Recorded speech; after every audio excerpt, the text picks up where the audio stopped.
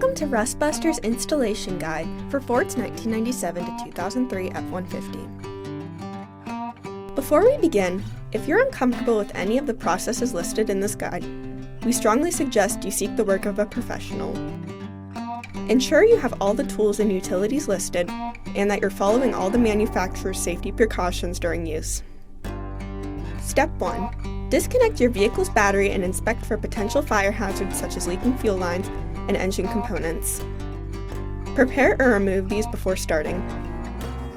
Finally, clear the work area of any safety hazards. Step 2. Lift up your vehicle. Remove your cab mount crossmember's bolt and bushing. Begin by removing the rivets located on the top and bottom of your frame rail retaining the factory cab mount crossmember. Punch out the rivets using a punch. Then, grind the frame free of rust and debris, revealing bare metal. Spray the work area with a weld-through primer to help prevent against rust development. Step 3. Hold your replacement cab mount crossmember up to the top of your frame rail, making sure the holes align. You can insert a brace in between the frame to help with the alignment. Once your crossmember is in place, take the 8 included screws and nuts and partially screw them into the top of your frame rail. If you used a brace to space out the frame, remove it at this time.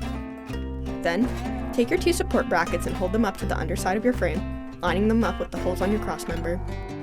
Once you have the holes aligned, screw in the 12 remaining screws and nuts. You can use a punch to help with the alignment. Once you have all your hardware screwed into place, tighten your hardware with a 15mm socket and wrench.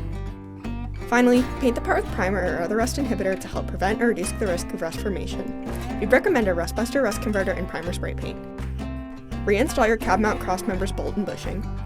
Then you're done.